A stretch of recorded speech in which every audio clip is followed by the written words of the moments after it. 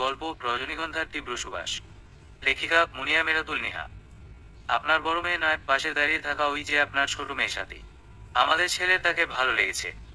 আপনারা রাজি থাকলে আমরা ওর সঙ্গেই আমাদের ছেলের সম্বন্ধ করতে চাই।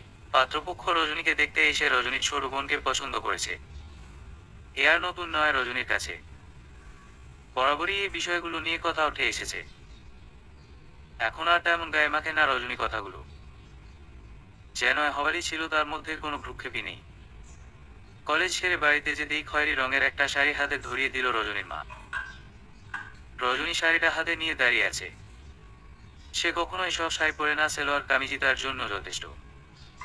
কিন্তু মায়ের হুট করে তার হাতে শাড়ি ধরিয়ে দেবার বিষয়টিও যেন সে নিমিষেই বুঝে ফেলল। বোঝারই কথা, এরকম ঘটনার সম্মুখীন তো সে আগেও হয়েছে, এই বা নতুন কি? তীক্ষ্ণ দৃষ্টি মেলে তাকালো মায়ের দিকে। ওনারা তোর বাবার রুমে আছে, যা দেরি না করে রেডি হয়ে আয়। সাধারণত মেয়েদের পাত্রপক্ষ দেখতে আসলে তাদের টুকটুকে উজ্জ্বল রঙের জামা কাপড় পরতে দেওয়া হয় যাতে আরো সুন্দর লাগে, কিন্তু এই নিয়ে তিনবারই রজনীর মা হয় খয়েরি নতুবা হালকা রঙের জামা কাপড় বের করে দেয় পরার জন্য। রজনী শাড়িটির দিকে চেয়ে স্মিত হাসল। কেন জানি মনে হয় মাঝে মধ্যে এসে কালো বলে রঙিন টুকটুকে রংটা তার জন্য নিষিদ্ধ। হয়তো এই সমাজের জন্যই নিষিদ্ধ। নিজের রুমে গিয়ে শাড়িটা ভালো করে নিজের গায়ে জড়িয়ে নিল। কোনো মেকআপ নেই মুখে, সে যেমন আছে তেমনই সন্তুষ্ট নিজের কাছে। চুলগুলো বিনুনি করে ছেড়ে দিয়েছে, মুখে কিছুই দেয়নি, শুধু দু চোখ ভর্তি কাজল ছাড়া। রুমে বসে আছে, খানিকক্ষণ বাদেই মা আসে রজনীর রুমে। এরকম মায়ামারে হয়ে থাকিস কেন রজনী? একটু সুন্দর করে সাজতে পারিস না?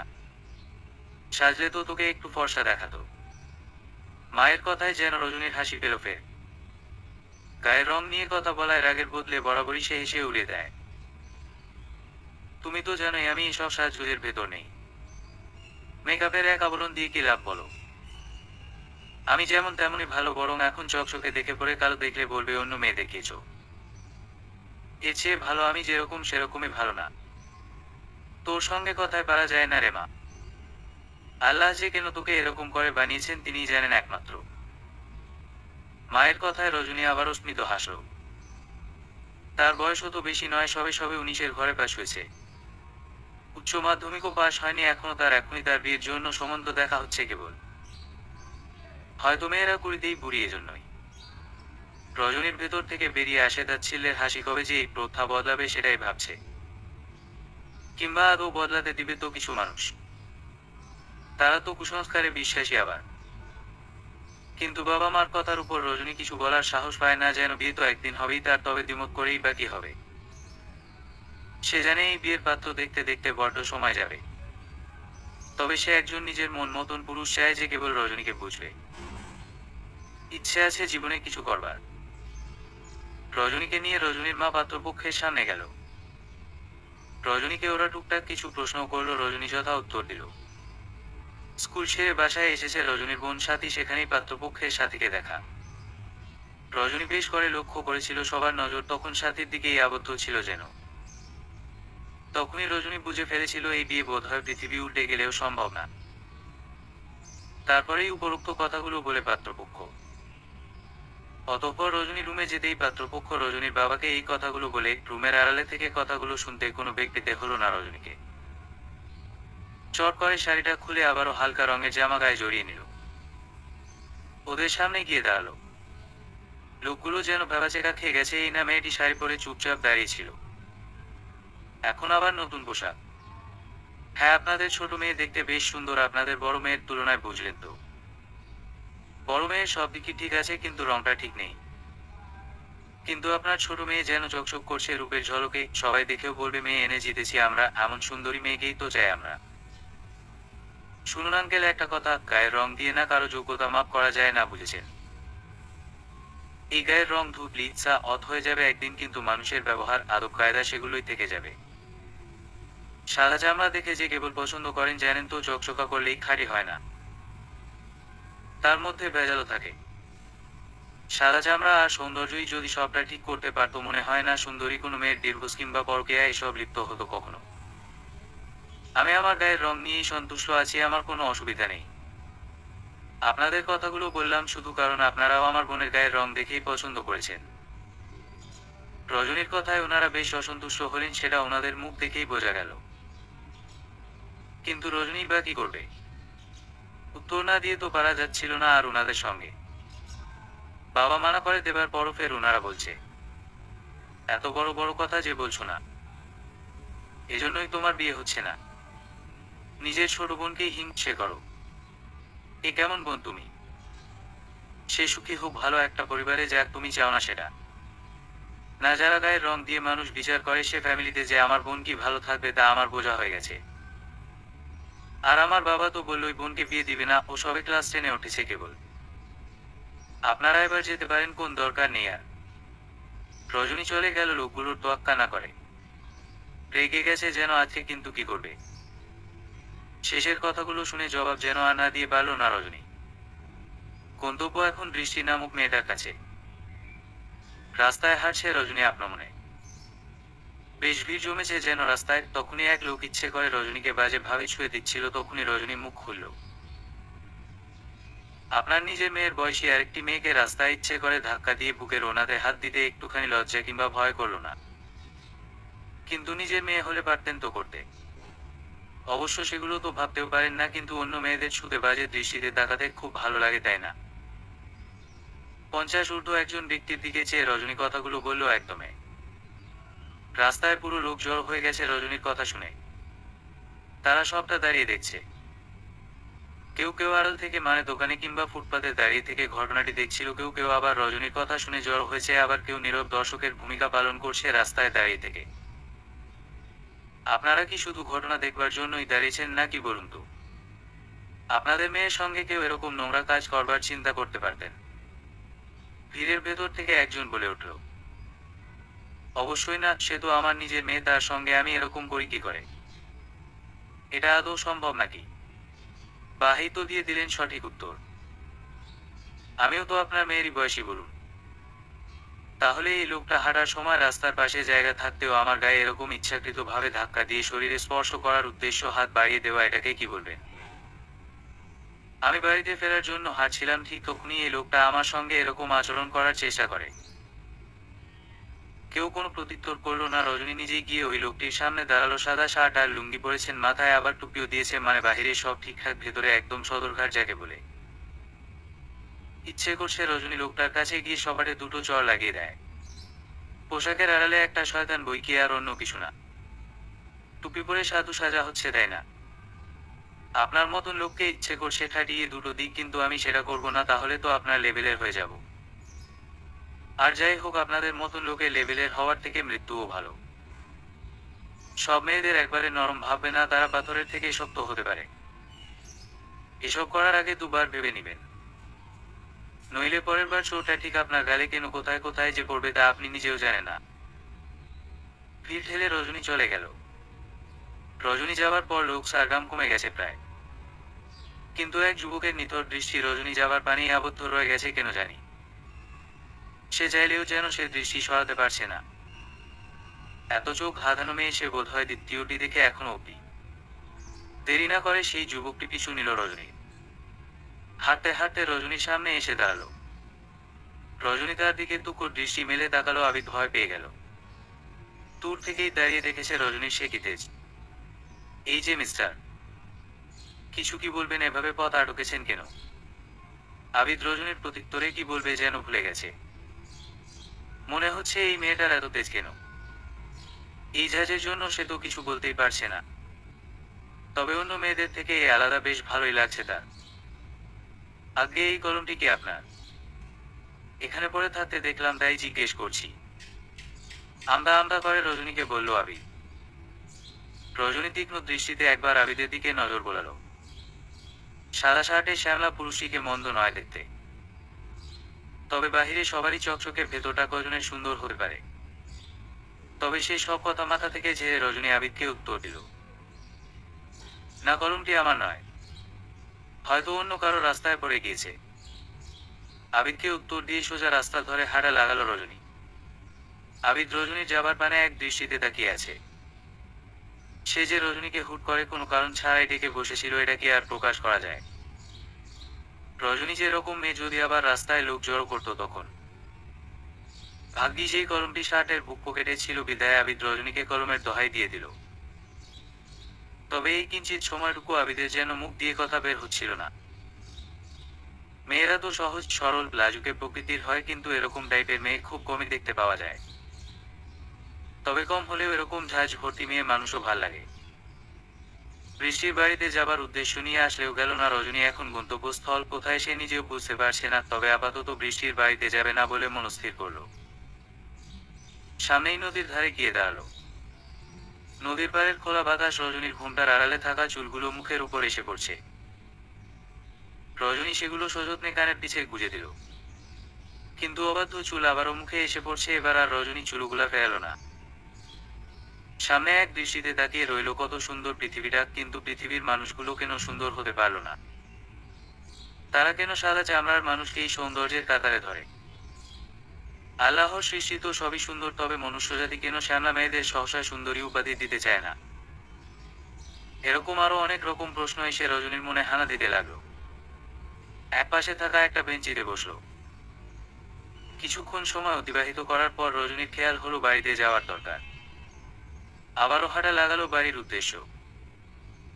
বাড়িতে এসে ড্রয়িং রুমের দিকে চোখ পড়তেই রজনী বিস্ময়ে দাঁড়িয়ে থাকে। রজনীকে দেখে সেই যুবকটিও বিস্মিত স্বরে বলে উঠল, আপনি এখানে? হ্যাঁ, আমার বাড়িতে তো আমি আসবো, এটাই স্বাভাবিক নয় কি বলুন? বরং প্রশ্ন তো আমার করা উচিত, যেহেতু আপনি এসেছেন আমাদের বাড়িতে। রজনীর কথা শুনে আবিদের চোখ মুখ খুশিতে উজ্জ্বল হয়ে গেল। রজনীকে দেখে যেমন অবাক হয়েছে তেমনি খুশিও হয়েছে বটে। রাস্তায় সেই প্রতিবাদী তরুণীকে দেখে আবিদের মনে তার জন্য সূক্ষ্ম ভালো লাগা জন্মেছিল।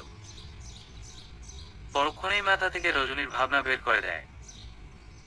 অবচেতন মন বলে ওঠে, অচেনা মেয়ে তার প্রতি মনে ভালো লাগা তৈরি করে কোনো লাভ নেই। কিন্তু পরক্ষণেই আবিদের ধারণা বদলে গেল উপস্থিত মুহূর্তে রজনীকে দেখে।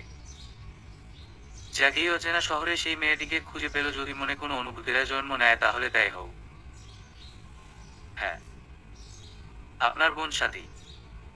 ওকে পড়ানোর জন্য আমাকে রাখা হয়েছে। আমার গতকালকে আসার কথা ছিল, কিন্তু শরীর ভালো ছিল না বলে আসতে পারিনি, তাই আজ থেকেই এসেছি। রজনী আবিদের দিকে চেয়ে বলল, আচ্ছা ঠিক আছে, আপনি সাথীকে ভালো করে পড়িয়েন, ও গণিতে একটু কাচ্চা আছে। আপনাকে দেখে তো বেশ পাক্কা মনে হয়, তাহলে আপনি কেন সাথীকে পড়াচ্ছেন না?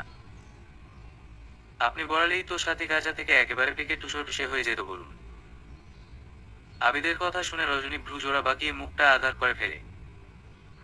বোঝাই যাচ্ছে আবিদের এহেন কথা রজনীর বিন্দুমাত্রও পছন্দ হয়নি।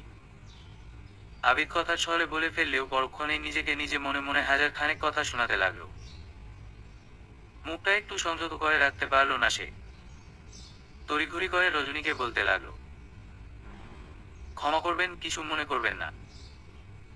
আসলে রাস্তায় তখন আপনার ওরকম প্রতিবাদী রূপ দেখে মনে হলো সাথী তো আপনার কাছে পড়লেই একেবারে সব শিখে যেতে পারে, সে উদ্দেশ্যই বলেছি। সাথী আমার সঙ্গে পড়াশোনা করতে চায় না বেশি একটা, আর আমার নিজেরও কলেজ ছেড়ে এসে পড়াপড়ে সময় কুলোয় না, ওকে নিয়ে তারা চিহ্ন না হাজরা করবার। তাই মা ওর জন্য প্রাইভেট টিচার রেখে দিয়েছে। আর হ্যাঁ শুনুন, চলার পথে মুখ বুজে চলতে গেলে হয় না, সবকিছুর প্রত্যুত্তর করা লাগে। আবিদের উদ্দেশ্য কথাগুলো বলে রজনী নিজের রুমে চলে গেল। আবিদ ও রজনীর যাবার পানি তাকিয়ে মুচকি হাসল। আবিদ এই দুবার কথা বলেই বুঝে গেছে মেয়েটির মনে জায়গা পেতে হলে তাকে অনেক কসরত করতে হবে, কারণ রজনীর মনটা বোধ হয় নরমের বদলে একটু শক্তই বটে। রজনী রেডি হচ্ছে কলেজে যাবার জন্য। তখনই রুমে বাবা আসলো। বাবাকে দেখে রজনীর মুখে হাসি ফুটে উঠল। এই মানুষরাই যেন রজনীকে সবচেয়ে বুঝে ভালোবাসে, হয়তো বাবার সঙ্গে মেয়েদের এক অদ্ভুত ভালোবাসার কারণেই। বাবা এসে রজনীর মাথায় হাত রাখল। রজনী বাবার দিকে তাকিয়ে মুখে হাসি ফুটিয়ে তুলল। মায়ের বাকি মেয়েদের মতন তোর অত শখ আহ্লাদ নেই, কোনো আবদারও করিস না তুই আমার কাছে দরকার ছাড়া। কিন্তু তোর ছোট বোনের যেন আবদারের শেষ নেই, আর তার উল্টোটা হয়েছিস তুই। নিজের মতন থাকিস একেবারে। কালকে একটু বাহিরে গেছিলাম, এই যে এই ঝুমকো জোড়া দেখছিস না, আমার বেশ পছন্দ হয়েছে তোর জন্য, তাই কিনে নিয়ে আসলাম। তুই একটু পরবি রে, আমি দেখতাম, তোকে বেশ লাগবে দেখিস। বাবার স্নেহমাখা কণ্ঠের আবদার রজনী ফেরাতে পারল না। ঝুমকো দুটো কানে পরে নিয়ে একবার আয়নায় চোখ দিল, সত্যিই কি তাকে সুন্দর লাগছে? হয়তো লাগছে সুন্দর, বাবার পছন্দ কখনো খারাপ হতে পারে কি? কলেজে যেতেই চক্ষু যুগল খুঁজে চলেছে বৃষ্টি নামক মেয়েটাকে, কিন্তু তার কোনো পাত্তাই নেই। বৃষ্টির সঙ্গে কথা না বললে মনটা কেমন জানি লাগে রজনী। একটু সময় অপেক্ষা করতেই বৃষ্টি এসে পৌঁছালো। বৃষ্টিকে দেখে রজনীর মুখে হাসি ফুটে উঠল। কিরে, আজকে অত দেরি করলি যে? কোথায় ছিলিস এতক্ষণ বলতো? আরে ওই যে নয়ন আছে না, বদমাইশ ছেলেটা আজকে আমার পথ দাঁড়িয়েছিল লাভ লেটার নিয়ে, ওর জন্যই তো দেরি হয়ে গেল রজনী। হাবাতে হাবাতে একদমে কথাগুলো বলল বৃষ্টি। রজনী বৃষ্টির পুরো কথা শুনে বলে উঠল, তা গ্রহণ করলি? ধুর, ওসবকে নেয় বলতো? আমি এইসব প্রেমে নেই ভাই। খুনা থাকায় মঙ্গল রে, বুঝলি? এই রঙিন দুনিয়ায় কার ভালোবাসা রঙিন আলোয় মোড়ানো আর কার ভালোবাসা যে হৃদয়ে মোড়ানো সেটা বুঝাও দেয় মাঝে মধ্যে। তবে নয়ন ভাইয়াকে যতটুকু চিনেছি খারাপ নন তিনি। হয়েছে, চল তো ক্লাসের ভেতর চল, এভাবে আর বসে থাকিস না, দেরি হয়ে যাচ্ছে যে। রজনীর কথা শুনে বৃষ্টি উঠে দাঁড়ালো, তখনই নজর পড়ল রজনীর ঝুমকো জোড়ার দিকে। কিরে রজনী, তোকে তো কখনো কানে ছোট্ট রিং ছাড়া কিছুই পড়তে দেখিনি, আর আজকে একেবারে ঝুমকো পড়েছিস। বা বেশ ভালো তো, তাকে দিল শুনি। কে আবার? আমার বাবা দিয়েছে। ওই মানুষটাই তো আমার জন্য জন্য সবচেয়ে বেশি ভাবে, বুঝলি? মাও ভালোবাসে, কিন্তু বাবা যেন একটু বেশি ভালোবাসে। আমার অত কেউ নেই যে আমাকে তার জন্য সাজতেন হবে। দুনিয়াটা মুখোশের আড়ালের মতন, এর ভেতরে যে কে আছে সেটা বোধহয় কেউ উপলব্ধিও করতে পারবে না। আর দুনিয়ার মানুষগুলোর মনের ভেতরে কি চলছে সেটা বের করা বড্ড কঠিন রে। ওই সব মুখোশের আড়ালে থাকা লোকজনকে আমার কোনো দরকার নেই জীবনে। যে আসবার সে এমনি আসবে, আমার তার জন্য নিজেকে বদলানোর কোনো প্রয়োজন নেই। আমার অন্ধকারাচ্ছন্ন জীবনে এক ফালি আলো নিয়ে আসবে তার ভালোবাসা, আর না আসলেও নাই, আমি নিজেকে গুছিয়ে নিতে পারি। কলেজ ছেড়ে বাড়িতে উদ্দেশ্য হাঁটছে রজনী, তখনই গাছতলায় এক মেয়েকে বসা দেখতে পায়। বুঝতে পারছে না মেয়েটা ঠিক কি হয়েছে, কিন্তু দূরেই কয়েকজন ছেলেকে দেখতে পেল যারা অতি তীক্ষ্ণ নজরে সেই মেয়েটিকে দেখছে। মেয়েটি বোধহয় স্কুলের ছাত্রী, বেশভূষা দেখেই সেটাই মনে হচ্ছে রজনী। রজনী মেয়েটার কাছে গিয়ে বসল। বৃষ্টিও পাশে দাঁড়িয়ে আছে। কি হয়েছে তোমার? এভাবে গাছতলায় বসে আছো, আর তোমাকে দেখে ওই ছেলেগুলো কেন হাসছে? চলো তো আমার সঙ্গে বাড়িতে যাবে। এদিক দিয়েই তো যাবে বলো। মেয়েটি মাথা নাড়িয়ে হ্যাঁ বোঝালো, কিন্তু সে বসা থেকে উঠছে না, বসে আছে একেবারে। রজনীর চোখ যায় সাদা সেলোয়ারে লাল দাগের দিকে। বৃষ্টি রজনী উভয় বুঝতে পারল মেয়েটির বোধহয় মাসের শেষ সময়ের নিয়ম চলছে। রজনী তৎক্ষণাৎ কাছে থাকা একটি কাপড়ের দোকানে গেল। একটা বোরখা কিনে নিয়ে আসলো, যদিও বা তার কাছে সেরকম টাকা ছিল না, কিন্তু বাকিতে কেনা ছাড়া তার কাছে আর কোনো উপায় ছিল। শোনো মেয়ে, এসব বিষয় নিয়ে ভয় বা লজ্জা পাবার মতন কিছুই না, বুঝলে? বরং মনে সাহস রেখে সবসময় চলাফেরা করবে। হ্যাঁ, এই বোরখাটা নাও, তোমার সাদা সেলোয়ারটাতে দাগ পড়ে গেছে খুব করে, এইটা পরে তুমি নিশ্চিত হয়ে বাড়িতে যাও তো। মেয়েটির চোখে মুখে কৃতজ্ঞতা প্রকাশ পেল। রজনী বৃষ্টি আর সঙ্গে দুজন মেয়েকে এনে সেই স্কুল পড়ুয়া মেয়েটির সামনে দাঁড়ালো, তাকে আড়াল করে। মেয়েটির বোরখা পরে বাড়িতে চলে যায়। মেয়েটি বাড়িতে গেলেও রজনীর পা জোড়া উল্টো দিকে হাঁটা দিল, যেখানে সেই ছেলেগুলো ছিল জড়ো হয়ে সেখানটাতে গেল। ওই মেয়েটাকে দেখে কি মজা নিচ্ছিলেন? কিন্তু একটা কি আদৌ মজা করবার বিষয়ে বলুন তো একবারও। এই মজা না করে ওকে সাহায্যও তো করতে পারতেন নাকি? সেখান থেকে এক ছেলে রজনীকে বলে উঠল, আপনার এত সমস্যা কি সেটাই তো বুঝতে পারছি না। সমস্যা আমার না, এই সমস্যা এই যে আপনার বোন পিউ, ওরও হয়, বুঝলেন তো? আপনি তো পিউর ভাই, আর পিউর ক্লাসমেট ছিল ওই মেয়েটি, সেক্ষেত্রে সেও আপনার ছোট বোনেরই মতন। আজকে আপনার বোনের এরকম অবস্থায় পড়লে তাকে পারতেন সাহায্য না করে থাকতে? পারতেন না। কিন্তু ওই মেয়েটির বেলায় মজা নিলেন সবাই মিলে দাঁড়িয়ে থেকে। বেশ করেছি যা করেছি। আপনার মতন অত দয়াবান শরীর নেই আমাদের শরীরে, বড্ড চর্বি, বুঝেছেন তো ম্যাডাম? ছেলেটি কথা বলা শেষ হতে না হতেই অমনি সপাটে তার গালে দুটো চড় পড়ে। আর সেই চর রজনী দেয়। এতে ছেলেটি আরো তেড়ে আসতে চাইলে আরেকটি ছেলে বাধা দেয়। উনি ঠিকই বলছেন, আমাদের উচিত হয়নি এসব করা। দেখ, পিউ দাঁড়িয়ে ছিল ওখানে যখন মেয়েটি বোরকা পরছিল। সত্যি তো, আজকে আমার বোন থাকলে তোরা মজা করতে পারতিস। সেই ছেলেটি এবার মাথা নিচু করে উত্তর দেয়, পিউ তোর ছোট বোন, মানে আমাদের সবারও ছোট বোন। আরও কোনো সমস্যায় পড়লে তো আমরা নির্দ্বিধায় সাহায্য করব। তাহলে ক্ষমা চেয়ে নেই আপুর কাছে। আমাদের উচিত হয়নি এরকম করা। ছেলেটি জোর হাত করে ক্ষমা চাইল রজনীর কাছে। রজনী কিছু না বলে সেখান থেকে চলে গেল। রজনীর নিঃসুপের কারণ সেও বুঝেছে, ফের ওই ছেলেগুলো কোনো মেয়েকে নিয়ে মতারা চিহ্ন যা করবে না। রজনীর সকল কর্মকাণ্ড দূর হতে দাঁড়িয়ে দেখছিল আবি।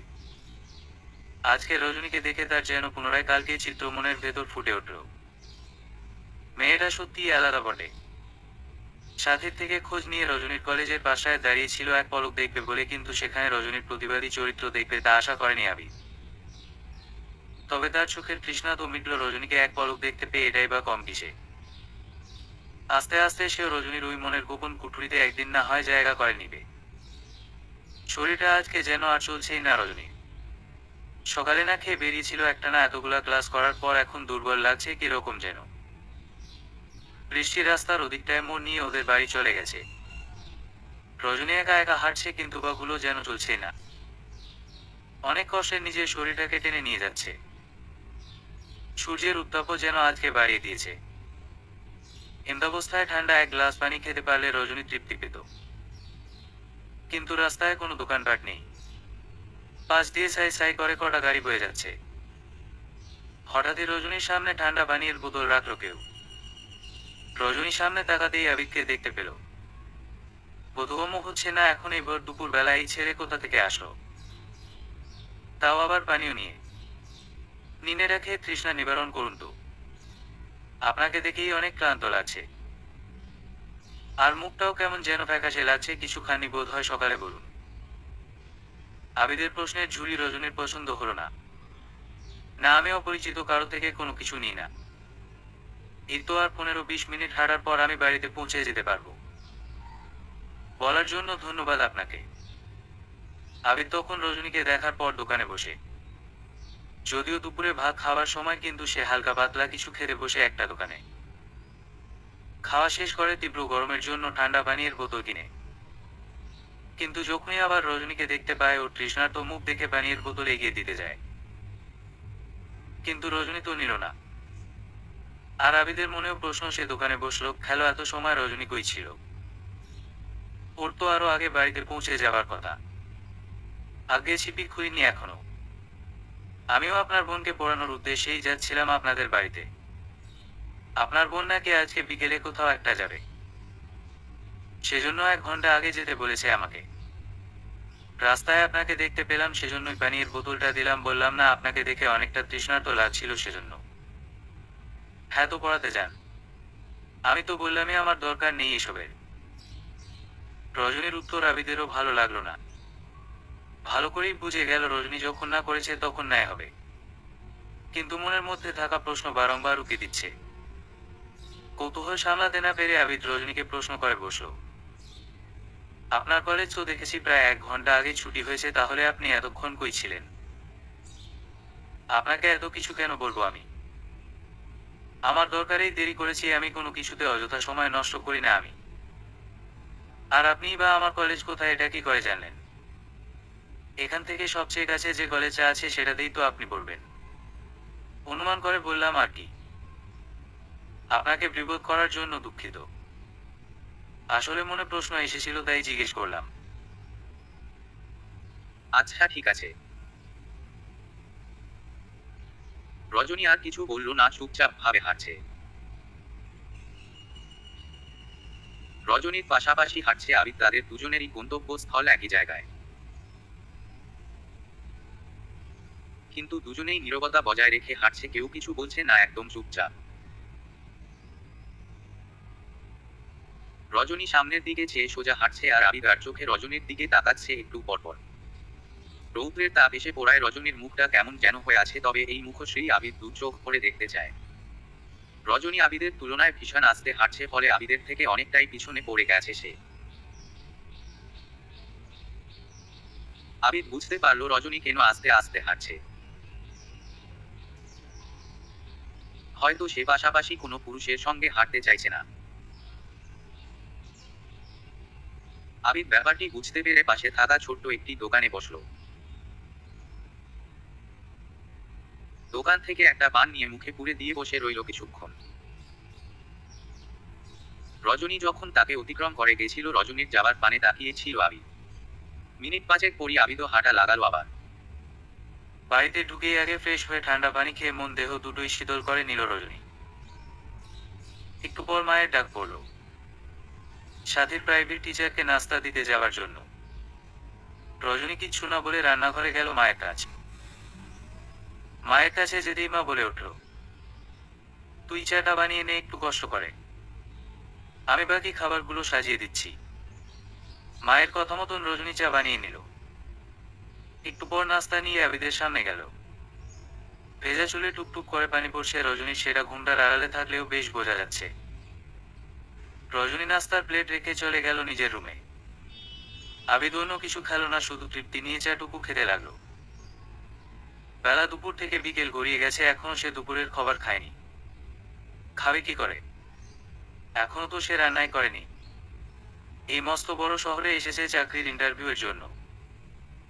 একটাতে টিকেনি, কিন্তু আবিদ হাল ছাড়েনি। আরো কয়েকটি ইন্টারভিউয়ের জন্য গুছিয়ে নিচ্ছে নিজেকে, প্লাস কয়েকটা টিউশনিও করছে যাতে শহরে থাকার খরচাটা উঠে যায়। গ্রামে বৃদ্ধ বাবা আছে, তিনি একজন স্কুল শিক্ষক, এতে করেই সংসার চলে যায় আবিদের। বাবা মায়ের একমাত্র সন্তান, সে ছোট্ট ফ্যামিলি, কিন্তু এই বৃদ্ধ বাবাকেই বা কতদিন ধরে সে সংসারের হাল টানতে দিবে? তাকে নিজেকে তো কিছু করতে হবে। সে উদ্দেশ্যেই গ্রাম ছেড়ে শহরে এসে বাড়ি জমিয়েছে আবিদ। বাড়ি থেকে পা বাড়িয়েছে বৃষ্টি, উদ্দেশ্য রজনীর বাড়িতে যাবার জন্য। সেখানে কিছু নোটস নিতে হবে। কলেজ বন্ধ আছে বিধায় সেজন্য রজনীদের বাড়িতে আসছে বৃষ্টি। প্রতিমধ্যে বাদ সাধয়ের কি ছেলে। বৃষ্টির বুঝতে অসুবিধা হলো না, সে ছেলেটি নয়ন ছাড়া আর অন্য কেউ না। আপনি আমার পথ আটকে দাঁড়িয়েছেন কেন বলুন তো? পথ ছাড়ুন বলছি। পথ না হয় ছেড়ে দিব, কিন্তু তোমাকে তো ছাড়বো না বৃষ্টি। নয়নের এহেন কথায় বৃষ্টি কিঞ্চিত পরিমাণ ভয় পেল। ঘড়িতে এখন মাত্র 6:30 বাজে। সকাল সকালই রওনা দিছে বৃষ্টি, যেন নোটসগুলো তাড়াতাড়ি নিয়ে বাড়িতে যেতে পারে। কিন্তু এই নয়নের বলা কথা শুনে ভয় ধরে গেছে বৃষ্টির মনে। বেশি লোকজনও নেই, সেজন্য ভয়টা বৃষ্টিতে ক্রমশ গ্রাস করে চলেছে। বিপরীত পাশে থাকা লোকটিও বোধহয় বুঝেছে তাকে বৃষ্টি ভয় পাচ্ছে। একদম ভয় পেও না বৃষ্টি, আমি তোমার কোনো ক্ষতি করব না। যাকে ভালোবাসি তার ক্ষতি কি করে করি বলো? এদিক দিয়েই যাচ্ছিলাম, তোমাকে দেখে একটুখানি দাঁড়িয়েছি। তবে তুমি এত ভয় না পেয়ে আমাকে নিয়ে একটু ভেবেও দেখতে পারো, অতটাও খারাপ আমি নই যতটা তুমি আমাকে ভাবো। নয়ন চলে গেল। এই প্রথম নয়ন বৃষ্টির সামনে এসে এত কম সময় কথা বলে চলে গেল। বিষয়টি বৃষ্টিকে অবাকই করেছে বটে, তবে সে সেদিকে ধ্যান না দিয়ে নিজ গন্তব্য অনুযায়ী হাঁটা ধরল আবারও। নোটস নেওয়া শেষ হলে রজনীর সঙ্গে বারান্দায় গিয়ে একটুখানি বসল বৃষ্টি। রজনী উদাস মনে খোলা আকাশের দিকে তাকিয়ে আছে বারান্দা দিয়ে। কিছুক্ষণ দুজনের মধ্যে নীরবতা চলল। রজনী, তুই ভালোবাসিস না কাউকে? তোর মনে কাউকে নিয়ে ভালো লাগা এসব জন্মায় না রে? আচমকা বৃষ্টির এহেন প্রশ্নে রজনী চমকে ওঠে। পুনরায় আকাশের দিকে তাকিয়ে বলল, জানিস বৃষ্টি, আমিও চাই খুব করে আমাকে কেউ ভালোবাসুক, আমাকে সম্মান করুক, মর্যাদা দিক, আমার সাদা চামড়ার সৌন্দর্য নেই বলে যেন আমাকে কখনো অবহেলা না করে, আমাদেরই যেন সন্তুষ্ট থাকে সে। ঠিক এরকমই একজন মানুষ চাই আমি আমার জীবনে। কিন্তু পরক্ষণেই যখন দেখি আমার জন্য আসা সম্বন্ধ আমার ছোট বোনকে পছন্দ করে শুধুমাত্র ওর সাদা চামড়ার জন্য, তখন মনে হয় কিসের ভালোবাসা? সে ভালোবাসাও কি সাদা চামড়ার উপর নির্ভর করে? তাহলে ভালোবাসার দরকার কি? তার থেকে তো বরং এমনি ভালো আছি। না আছে কারো কাছ থেকে কোনো প্রত্যাশা, না আছে কোনো ভালোবাসার মানুষ, আর না আছে কোনো কষ্ট আমার। আমি এমনি আছি, বেশ দিব্যে আছি। এসব ভালোবাসার বদলে আমাকে নিজেকে প্রতিষ্ঠিত করতে হবে রে। যাতে আজকে যারা আমার থেকে মুখ ফিরিয়ে নিচ্ছে একদিন তারাই যেন আমাকে দেখে মাথা নিচু করে ফেলে। সেভাবেই নিজেকে প্রস্তুত করেছি ছোটবেলা থেকে মানুষের কটু কথা শুনতে শুনতে। এই সমাজ মেয়েদের এমনি বা চোখে দেখে তারপর সে যদি হয় শ্যামবর্ণের তো হয়েছে। জীবনের অর্ধেক সময় কেটে যাবে তার মানুষের কথা শুনতে শুনতে। আমি কথা শুনেছি কিন্তু নিজেকে গড়ে নিচ্ছি সেই কথার জবাব দেবার জন্য, আর ইনশাআল্লাহ আমি পারবো গড়ে নিতে, দেখিস। তাই কাউকে ভালোবাসাবাসি দরকার নেই আমার, যে আমাকে নিয়ে সন্তুষ্ট থাকবে সে এমনি আসবে, দেখিস। একদমে পুরো কথাগুলো বলে রজনী। বৃষ্টি মনোযোগ সহকারে শুনে কথাগুলো। ছোট থেকে দেখে আসছে রজনীকে। মাধ্যমিক পরীক্ষা দেবার পর থেকে রজনীর জন্য এর আগেও অনেক সম্বন্ধ এসেছে, কিন্তু সবখানেই উত্তর মেয়েটারও রংটা একটু চাপা। কখনো রজনী বলেনি তার কাউকে ভালো লাগে। রজনীকে বেশ ভালো করেই চিনে বৃষ্টি। মাঝে মধ্যে রজনীর কথা শুনে তার মনে হয় ভাগ্যিস সৃষ্টিকর্তা তাকে ফর্সা রঙের বানিয়েছে, নইলে রজনীর মতন এত শক্তি কোথায় পেত সে লোকের এত কথা হজম করার জন্য। রজনীর কথা শুনে বৃষ্টিরও মন খারাপ হলেও বৃষ্টি তা বুঝতে দেয় না, কথা ঘুরিয়ে নেয় অন্যদিকে। কিছুক্ষণ সময় আড্ডা দেবার পর বৃষ্টি চলে যায়। রজনী সামনের পুকুরঘাট থেকে এক কলসি পানি নিয়ে এত, আমার ভাল লাগছে না তাই তোকে বলছি জানিয়ে একটুখানি। রজনী মায়ের কথায় কিছু না বলে চুপটি করে কলসটা নিয়ে হাঁটা লাগলো। রজনীদের এলাকা শহরভিত্তিক হলেও বাড়ির আশেপাশে গ্রামাঞ্চলের মতনই সব। রজনী কলস নিয়ে পুকুরঘাটে যেতেই দেখতে পেল ঘাট জুড়ে অনেকেই আছে। রজনী সেখান থেকে একটু সাইড করে অতি কষ্টে কলস ভর্তি করে পানি নিল। কোমরে কলস ভর্তি পানি নিতেই সে অনুভব করে খুব করে ব্যথা লাগছে রজনীর। কুইমা যখন কলস নিত তখন তো তার ব্যথা লাগে বলেনি কখনো। তার মানে রজনীর কলস নেওয়া হয়নি। মুহূর্তেই রজনীর সন্দেহ সঠিক প্রমাণ করে দিয়ে এক চাচি বলে উঠলেন, হ্যাঁ রে রজনী, কলস কি করে নিতে সেটুকুও পারিস না? বলি বয়সে তো তুই কত বড়, অথচ মিলিকে তো চিনিসই বল। ক্লাস 10-এ বিয়ে হয়েছে, ও কলস কেন? একটি ছেলের মাও হয়েছে, কুচিয়ে সংসার করছে একেবারে, আর তুই ওর থেকে এত বড় হয়েও সামান্য কলস কি করে নিতে হয় তাও জানিস না? বলি সংসার করবি কি করে এরকম টুকটাক কাজকর্ম না জানলে? তখন তো তোকে বাপের বাড়িতে ফেরত আসতে হবে যে। এই বলে চাচি হাসল। রজনী কথাগুলো গায়ে নিল না, তবে উত্তর দেওয়ার প্রয়োজন আছে তার। হ্যাঁ চাচি, চিনব না কেন বলুন তো? মিলি তো পালিয়ে গিয়ে বিয়ে করেছে, আমি তো আর সেসব করিনি তাহলে। আর আমি ওর থেকে এত বড় না, শুধু 2 বছরের বড়, ও গুছিয়ে সংসার করছে, কে বললো আপনাকে?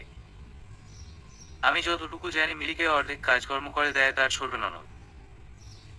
আর কাজকর্ম সে মিলি বা আপনার মেয়ের মতন আমাকে অন্য কারোর সাহায্য নিতে হয় না, বুঝলেন তো? আমাকে যদি কেউ একবার দেখিয়ে দেয় তাতেই হয় আমার, তারপর থেকে আমি নিজেই করে নিতে পারি। এই যে আপনি এই এত কথাগুলো যদি আমাকে না বলে দেখিয়ে দিতেন কলসা কি করে নিতে হয়, তাহলে দেখতেন এতক্ষণে আমি সেটা নিয়ে বাড়িতে চলে যেতাম, বুঝলেন তো চাচি? খুদ সবাই ধরতে পারে কিন্তু সবাই তো শিখিয়ে দিতে পারে না। এত কথা ভালো না রজনী, মুখটা সংযত রাখিস, নইলে কে জানে শ্বশুর ঘর থেকে না তোকে ফেরত আসতে হয়। সে আমার সংসার, আমি বুঝে নিব গো, কাজের জন্য কখনো আমাকে ফেরত আসতে হবে না বললামই তো, আমি তোমার মেয়ের মতন অন্যকে দিয়ে কাজ করাই না। রজনী এবার চলে আসো। যদিও বা নানান কথা বলছিল, তবে সেসবের উত্তর দিতে গেলে দেরি হয়ে যাবে। যেটুকু বলেছে সেটুকুই যথেষ্ট। পাছে লোক কি বললো সেটা আর দেখতে হবে না। এই লোকগুলো এমনই হয়ে থাকে, সাহায্য তো করবেই না, উল্টে কথা শোনাতে ছাড়বে না একবারও। সেজন্যই মাঝে মধ্যে এদের উত্তর দেবার দরকার, নইলে এনাদের মতন চাচিদের মুখ সহজে বন্ধ হবে না। সময় বহমান, সময় কারোর জন্য অপেক্ষা করে না, ঠিক তেমনই করে দেখতে দেখতে 1 মাস পেরিয়ে গেল। এখনো আবিদ রোজকার নিয়ম অনুসারে সাথীকে পড়াতে আসে, পড়ানো শেষ হলে চলে যায়। যদিও বা মাঝে মধ্যে রজনীকে কয়েক পলক দেখে কিংবা কলেজে ছুটির সময় সে আড়ালে দাঁড়িয়ে থাকে, কখন তার প্রেয়সী শ্যামবর্ণের মুখখানা দেখে নিজের তৃপ্তি মিটাবে। এভাবেই চলছে, কিন্তু এভাবেই বা আরো কতদিন? এই কদিনে সে একবারও রজনীর সঙ্গে সামনাসামনি কথা বলতে পারেনি, তো মনে কি করো জায়গা নিবে? অন্য মেয়ে হলে না হয় কথা ছিল, কিন্তু রজনী পুরোই উল্টো অন্য মেয়েদের থেকে। কি করে কি করবে বুঝে উঠতে পারছে না আবিদ। তবে সিদ্ধান্ত নিল যা করার অতি দ্রুতই করতে হবে তাকে। এই কদিনে দম ফেলারও সুযোগ পাচ্ছে না যেন রজনী। সামনেই পরীক্ষা, পড়া নিয়ে নাজেহাল অবস্থা একেবারে রজনী। ইংরেজি নিয়ে একটু সমস্যায় পড়েছে, কি করবে বুঝতে পারছে না। তখনই অবচেতন মনে আবিদের কথা উদয় হলো। আবিদ তো সাথীকে পড়াতে আসে প্রতিদিন, আর খুব সুন্দর করেই পড়া বোঝায়। একটা দিন যদি ওনার কাছে যায়, পড়া বুঝতে খুব বেশি ক্ষতি তো বোধ হয় হবে না। রজনী মনে মনে সিদ্ধান্ত নিয়ে নিল, আজকে আবিদ আসলে ওকে একটুখানি বলবে। যথাসময়ে আবিদ আসলো, সাথীকে পড়ানো শুরু করে দিল। আজকে রজনী সাথীর পাশে বসে রইল কিছুক্ষণ। রজনীক মোটেও আবিদ আশা করেনি আজকে, কারণ এই এতগুলো দিনে আবিদ কখনোই রজনীকে দরকার ছাড়া বাহির হতে দেখেনি। আবিদ সেদিকে মন না দিয়ে সাথীকে পড়ানো শেষ করে যেই চলে যাচ্ছিল, তখনই রজনীর ডাক পড়ল। শুনুন, একটু কথা আছে, যদি শুনতেন আপনি। আবিদ রজনীর ডাক শুনে পিছন ফিরে তাকাতেই রজনী মুখ দেখতে পেল। আবিদ যেন বিশ্বাস করতে পারছেন না রজনী তাকে নিজে ডেকেছে। কৌতূহল দমিয়ে রজনীকে পাল্টা প্রশ্ন করল, জি বলুন, কি দরকার? আসলে আমার পরীক্ষা সামনে, আর আমার একটু ইংরেজি নিয়ে সমস্যা ছিল। আপনি তো সাথীকে খুব ভালো করেই পড়ান, দেখি যদি আমাকে একটু সাহায্য করতেন তাহলে ভালো হতো। আবিদ উত্তর দেবার আগেই পাশ থেকে রজনীর বাবা বলে উঠলেন, হ্যাঁ, তুমি একটু আমার বড় মেয়েকে পড়া দেখিয়ে দিবে ওর এই পরীক্ষার কটা দিন। তুমি চিন্তা করো না, আমি তোমাকে বেতন বাড়িয়ে দিব নে। আরে না, তার কোনো দরকার হবে না, আমি এমনি রজনীকে পড়াতে পারবো। রজনীর মুখে হাসি ফুটল। সে আবিদকে নিজের রে আসতে বলল। আবিদ রুমে ঢুকেই দেখতে পেল বেশ পরিপাটি করে রুমটা সাজানো আছে। রুমের সাথেও থাকে বোধ হয়, সেজন্যই দেয়ালের একটা অংশ জুড়ে সাথীর ছবি দেখতে পেল, কিন্তু রজনীর একটা ছবিও তার চোখে পড়ল না। বিষয়টি মোটে খুব ভালো লাগলো না আবিদের। তবে আপাতত এসব বিষয়ে চুপ করে রেখে রজনীকে পড়ানো আরম্ভ করলো। রজনীকে এটা ওটা দেখিয়ে দিচ্ছে আবিদ। এই প্রথম এত কাছাকাছি এত সময় ধরে রজনীর সঙ্গে কথা বলতে পারছে আবিদ। এই সময়টুকুই বা কম কিসের? পড়া শেষ প্রায়। রজনী কিছু নোটস খাতায় লিখছে আবিদের কথানুসারে, যাতে ভালো করে বুঝতে পারে। তখনই আবিদ রজনীকে প্রশ্ন করে বসল, তুমি কি এমনই সবসময় চুপচাপ থাকো রজনী? না মানে, কখনো তোমাকে সেরকম কথা বলতে দেখিনি। এতদিন পড়াচ্ছি তোমাদের বাড়িতে, তোমার মা সাথীকে নিয়ে টুকটাক ডাক দিলেও তোমাকে নিয়ে কখনো একটা ডাকও শুনিনি, কিংবা সেরকম কোনো কিছুও দেখনি কখনো। তুমি বেশ অন্যরকম। এরকম কেন তুমি বলো তো? আবিদের প্রশ্নে রজনীর লেখা বন্ধ হয়ে যায়। মাথা নিচু করেই বলতে লাগলো, আমি মোটেও চুপচাপ নই, বলতে পারেন এই সমাজের কথার চাপে আমি এরকম হয়ে গেছি। ছোটবেলা থেকেই আমি স্যামনের, সেজন্য আমাকে কম কথা শুনতে হয়নি। অথচ সৃষ্টিকর্তা নিজে আমাকে সুন্দর করে বানিয়েছেন, আমি নিজেকে নিয়েই সন্তুষ্ট আছি। জানেন, আমি যখন চকচকে রঙের শাড়ি বা কাপড় পরে বাইরে যাই, আমার সহপাঠীরা আমাকে দেখে হাসে। পাড়ার চাচিরা বলে হালকা রঙের কাপড় পরতে। যদি কোনো কাজ পারি না তো শুরু হয়ে যায় আমার ভবিষ্যৎ নিয়ে গবেষণা। আমি কি করে অন্যের সংসারে টিকে থাকবো, আর কত কি। যখন বিয়ের সম্বন্ধ আসে তখনই তাদের একই কথা, সবই ঠিক আছে মেয়ের গায়ের রংটা ছাড়া।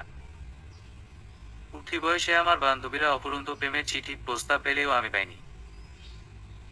বরং আমাকে দেখে ছেলেরা বাজে ইঙ্গিত করে, বাজে কথা বলতো। মাঝে মধ্যে মাও আমাকে দু চার কথা শুনিয়ে দেয়। এই এত কিছুর পর কি করে আমি অন্য সবার মতন ছটফটে সেজেগুজে থাকা এসব করি বলুন তো? কবে হ্যাঁ, যখন আমাকে কেউ উল্টোপাল্টা কথা বলে, তখন আমিও কার প্রত্যুত্তর করি, বুঝলেন তো? এটা আমার বাবার শিক্ষা। এর জন্য অনেকে আমার মায়ের কাছে এসে বলে আমি নাকি বেয়াদব, কিন্তু তাতেও আমার কিছু যায় আসে না।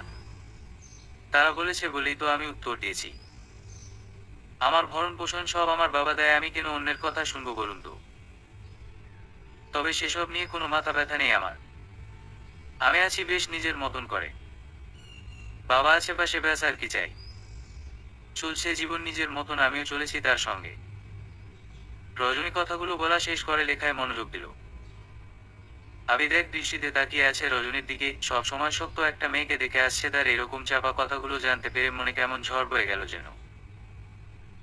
সেজন্যই রজনী কোনো টুকটুকে জামা পরে না, একদম চুপচাপ শক্ত মনের একটা মানুষ থাকে। আবিদ রজনীকে বলল, তুমি নিজেকে নিয়ে সন্তুষ্ট তো, আর বাকিকে কি বললো সেটা ম্যাটার করে না। তোমার টুকটুকে রঙের জামা ভাল লাগে, তো তুমি সেটাই পরিধান করবে। কেউ তোমাকে বাজে কথা বলে তার প্রত্যুত্তর আমি তোমাকে সবসময় করতে দেখেছি, আর ভবিষ্যতেও করবে। এতে যদি তোমাকে বেয়াদব আখ্যা দেওয়া হয় তো সেটাই ভালো। এই যে বললে না তুমি আছো নিজের মতন করে, সে রকমই থাকবে, বুঝলে তো রজনী?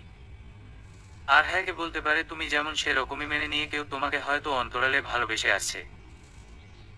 দোয়া করি জীবনে সফল হও রজনী। এতক্ষণ রজনী লিখলেও আবিদের শেষোক্ত কথাগুলো শুনলেও খুব মনোযোগী হয়। এই প্রথম বাবা আর বৃষ্টি ছাড়া কেউ রজনীকে এভাবে বলেছে। নিজের মাও কখনো রজনীকে ততটা ভালোবাসেনি যতটা বাবা বেসেছে।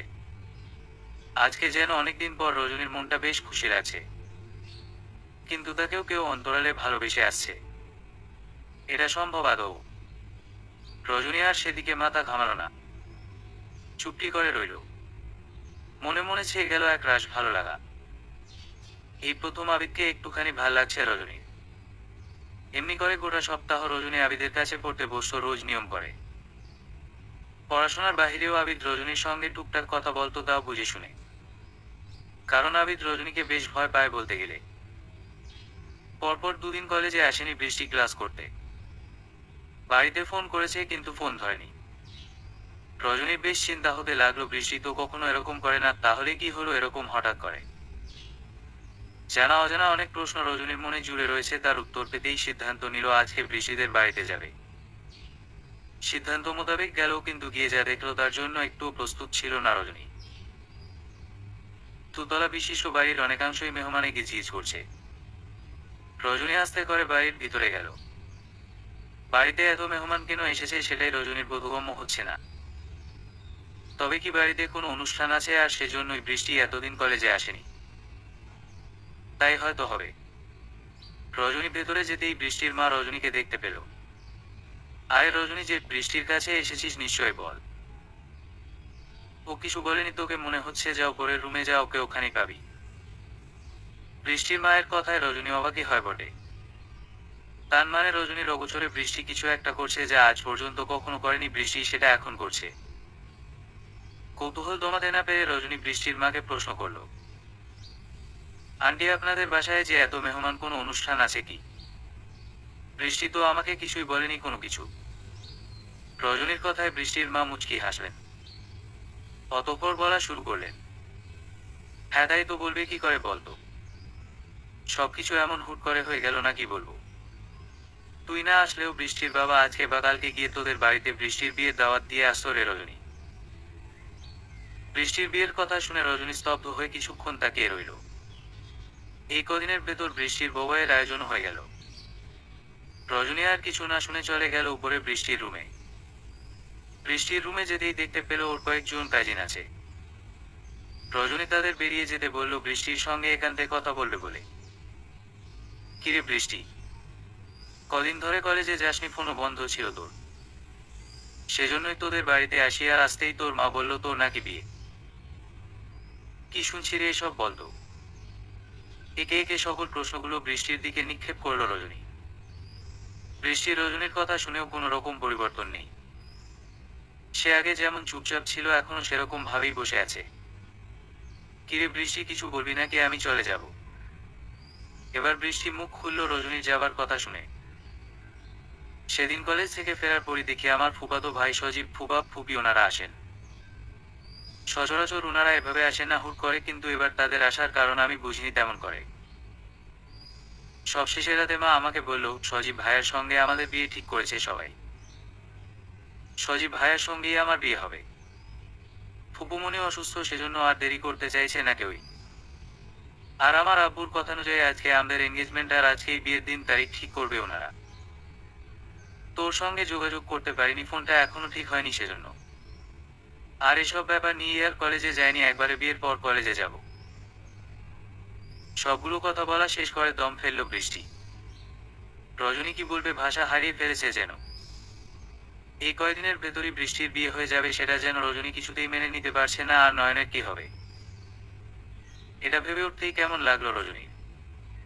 আর যাই হোক, সে উপলব্ধি করতে পেরেছে নয়ন সত্যি বৃষ্টিকে ভালোবাসে। নয়নের চোখে রজনী যে বৃষ্টির জন্য সত্যিকারের ভালোবাসা দেখেছে।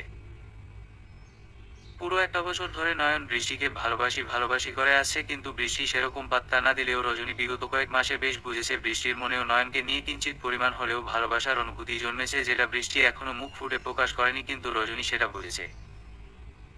তাহলে নয়ন ভাইয়ার কি হবে রে বৃষ্টি? মানুষরা যে বলেছিল সে তোর জন্য অপেক্ষা করে থাকবে, জোর করে নয় তোকে সে ভালোবাসা দিয়ে জয় করবে, আর সে ভালোবাসারই বা কি হবে? যে অনুভূতি জন্মেছে তোর মনে তার জন্য, সেটা কি করবি? এত সহজে ভুলে যেতে পারবি তো বৃষ্টি? মানুষরা তো জানেও না তোর বিয়ে আসবাদে কাটলো, এই কথাটা যখন জানবে তখন তার কি অবস্থা হবে ভাব। দুজন দুজনকে ভালোবাসিস কিন্তু মুখ ফুটে বলিস নি এখনো। মনের কোণে নয়ন নামক মানুষটাকে রেখে বধূ হতে চলেছিস অন্য কারো। বৃষ্টি মাথাখানি উঁচু করে তাকালো রজনীর দিকে। এই হয়তো রজনী যে বৃষ্টির মনের কথা অনায়াসে বুঝে ফেলবার ক্ষমতা ধরে রাখে। ধরেই যখন ফেলেছিস তখন আর মিথ্যা কি করে বলি রে রজনী? হ্যাঁ, ওই মানুষটাকে আমি সত্যিই ভালোবেসে ফেলেছি, আর সেটা প্রকাশ করবার সুযোগই পেলাম না। দেখ, ভালো যখন তাকে বাসিস আর সেও যখন তোকে ভালোবাসে, তাহলে মাঝখানে এই সজীবকে আনছিস কেন? ভেঙে দে না রে এই বিয়ে। না তুই সুখী হবি, আর না তোর মনে নয়ন ভাইয়াকে দেখে সজীব ভাইয়া সুখী হতে পারবে আদৌ তোর সঙ্গে। তাহলে এত লুকোচুরি কেন বৃষ্টি? কেন দুটো মানুষের জীবনের সঙ্গেই তুই এরকম করছিস? আমার হাতে কোনো উপায় নেই যে আর কিচ্ছু করার। যদি কোনো সময় থাকতো তাহলে অবশ্যই বাবা মাকে বলতাম, বোঝাতাম, কিন্তু ওই সময়টাই যে এখন আর নেই রজনী। বিয়েটা এখনো হয়নি বৃষ্টি। তুই ভালোবাসিস তো নয়ন ভাইয়াকে, আর তার সঙ্গে থাকলেই তো সুখী হতে পারবি। থাকতে চাস তো তোর ভালোবাসার মানুষের সঙ্গে। আমি ব্যবস্থা করে দিলে পারবি তো করতে হ্যাঁ অথবা না বলবি বৃষ্টি? বৃষ্টি হ্যাঁ বলতেই রজনী মুখে হাসি নিয়ে বৃষ্টিকে ফের বলল, তোর বিয়ে তো শুক্রবারে না, মানে পরশুদিন। এখনো দুদিন সময় আছে, দেখিস কিচ্ছু হবে না। শুক্রবারে তোর সঙ্গেই নয়ন ভাইয়ের বিয়ে হবে দেখিস। কিন্তু রজনী, এসব করা কি আদৌ ঠিক হবে বলতো? হু হু হবেই। বাবা মায়ের কাছে সন্তানের সুখে চেয়ে আর কিছু হয় না রে। তুই আনন্দ কর, আবার দেখা হবে তোর সঙ্গে, টেনশন নিস না। রজনী বেরিয়ে গেল বাড়ি থেকে। বৃষ্টির মনে একদিকে যেমন আনন্দের জোয়ার বইছে নয়নের কথা শুনে, অমনি আরেকদিকে ভয়ও কাজ করছে সবটা ঠিকমতো হবে তো? বাবা মা মেনে নিবে তো? নয়নের বাড়ি রজনী চিনলেও হুট করে বাড়ি যাওয়া ঠিক মনে হলো না রজনীর। উদ্দেশ্য এখন সেই বাসার পাশে রাস্তার পাশে দাঁড়ানো, কারণ প্রতিদিনের নিয়ম অনুসারে নয়ন একবার হলেও এখানে আসে, এটা এতদিন বেশ কয়েকবারই লক্ষ্য করেছিল রজনী। আর সেজন্যই দাঁড়িয়ে আছে। আবিদ পাশেই দোকানে বসে চা খাচ্ছিল, তখনই চোখ পড়ে রজনীর দিকে। আবিদ বুঝে উঠতে পারছে না এই সন্ধ্যাবেলা রজনী এখানে কি করছে। সাথীকে পড়ানো শেষ করে কিছুক্ষণ হাঁটাহাঁটি করে চা খেতে বসেছিল আবিদ। তখনই রজনীকে দেখতে পায়। এই কমাসে রজনীর সঙ্গে ভাব না হলেও দেখা হলেই টুকটাক কথাবার্তা বলে আবিদ। 3 দিন রজনী আর আবিদের একটা সুন্দর সম্পর্ক তৈরি হচ্ছে। দেরি না করে আবিদ রজনীর কাছে গেল। কি হয়েছে রজনী? এখানে দাঁড়িয়ে আছো কেন বলতো? কোনো কিছুর দরকার কি তোমার? রজনী আবিদকে দেখে কিছুটা ভোর রচা পেল।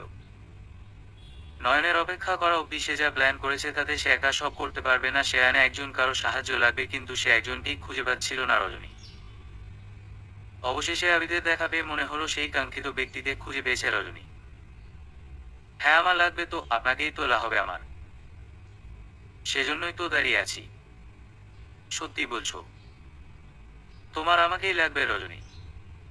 মানে আমাকেই লাগবে তো? হ্যাঁ, আমার আপনাকেই লাগবে, বুঝলেন? আর অন্য কাউকে না, শুধু আপনাকেই লাগবে। আবিদ বিস্ময়ে রজনীর দিকে তাকালো। রজনী তাকে এই কথা বলেছে সেটা যেন প্রথমে বিশ্বাসই করতে পারছিল না, সেজন্য দ্বিতীয়বার জিজ্ঞেস করেছিল, কিন্তু সেবারও যখন রজনীর একই উত্তর এলো তো আবিদের খুশি দেখে কে এবার কিছু না করেই সে তার রজনীগন্ধাকে পেয়ে গেল আদৌ সম্ভব তো? খুশির চোটে আবিদ রজনী হাত ধরল। অমনি রজনীর চোখগুলো বড় করে আবিদের দিকে তাকালো। এ কি? আপনি আমার হাত কেন ধরেছেন? আবিদের মন এতক্ষণ খুশিতে ভরপুর থাকলেও রজনীর কথা শুনে খুশি যেন হাওয়াতে মিলিয়ে গেল। আসলেই এই রজনীগন্ধার ঝাঁঝটা একটু যেন বেশি। তুমিই তো বললে রজনী। আবিদকে পুরো কথা শেষ করতে না দিয়ে রজনী বলে উঠল, আমি বলেছি হ্যাঁ বলেছি তো, আপনি পুরো কথাটা তো শুনুন। আপনাকে লাগবে মানে আপনার থেকে আমার একটু সাহায্য প্রয়োজন, বুঝলেন তো? তা সে সাহায্য কি আপনি করতে পারবেন কিনা সেটা বলুন ব্যাস। হ্যাঁ, কি সাহায্য করতে হবে বলো, আমি করে দিব তোমাকে। আচ্ছা, তার আগে একটু কথা বলে নিয়ে আপনার সঙ্গে চলুন।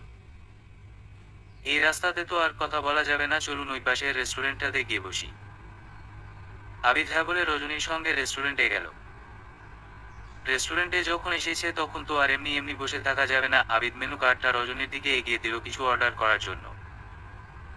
রজনী নাকচ করে দিল সঙ্গে সঙ্গে। আরে রজনী, কিছু তো অর্ডার করবে নাকি?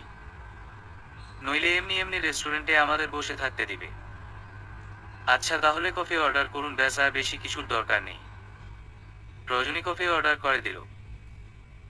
আবিদকে বলতে লাগলো, ধরুন দুটো মানুষ একে অপরকে ভালোবাসে। এখন কিছু একটা কারণের জন্য একজনের বিয়ে হয়ে যাচ্ছে, কিন্তু তারা কিন্তু দুজনকে খুব করে ভালোবাসে, বুঝলেন তো? এমতাবস্থায় তাদের কি করা উচিত বলে মনে হয় আপনার? আবিদ কিছু না ভেবে কোনো সময় না নিয়ে বলা শুরু করলো, অবশ্যই তাদের যে কোনো কিছু একটা করেই দুজনের এক হওয়া উচিত বলে আমি মনে করি। কারণ তারা দুজনেই দুজনকে ভালোবাসে, সুতরাং কেউই অন্য কারোর সঙ্গে বিয়ে করে কোনোদিনও সুখে থাকতে পারবে না। আর এই ছোট জীবনে যদি সুখী হতে না পারে তাহলে তো জীবনটাই তো বৃথা। ব্যাস, আপনি যখন এটুকু বুঝেছেন তাহলে আপনাকে দিয়েই হবে আমার। আচ্ছা এবার শুনুন, বৃষ্টিকে তো চিনেনি। না চেনার কে আছে, এতবার দেখেছেন ওকে আমার সঙ্গে, এটা তো জানেন ও আমার বান্ধবী। আরে হ্যাঁ চিনি তো, ওই যে মেয়েটা সব সময় তোমার সঙ্গে চিপকে থাকে, একেবারে যখনই তুমি কলেজে যাও দেখি। তা কি হয়েছে বলো দেখিনি? ওকে নয়ন নামে একটা ছেলে ভালোবাসে। আরও সেই ছেলেটিকে ভালোবাসে, কিন্তু এতদিন প্রকাশ করতে পারিনি, আর হুট করেই ওর বিয়ে ঠিক হয়ে যায়। সময় নেই সে কারণে ও কিচ্ছু না বলে চুপচাপ রয়েছে। এখন আপনিই বলুন তো, একজনকে মনে রেখে অন্যজনের জনের সঙ্গে সংসার করা সম্ভব? এতেও সুখী হবে না, আর না নয়ন ভাইয়া সুখী হবে, আর ওর হবু স্বামীও সুখী হবে না। মোট কথা এই বিয়েটা থেকে ওই সুখী হবে না। আবিদ রজনীর পুরো কথাটুকু শুনল। রজনীকে কিছু বলার সুযোগ না দিয়ে আবিদ নিজেই বলতে লাগলো, খুব বুঝে গেছি ম্যাডাম, এখন কি করতে চাইছেন? তা নয়ন ভাই সাহেব কি এসব জানেন? না, নয়ন ভাইয়া জানে না, সেজন্যই তো এখানে দাঁড়িয়েছিলাম ওনাকে বলবো বলে। কিন্তু আমরা একা একা তো অত কিছু করতে পারবো না, তাই আপনার হেল্প দরকার আমার। আচ্ছা, সবটা হবে ঠিক মতন করে। এখন একটা প্ল্যান কষে ফেলো, দেখি কি করবে রজনী।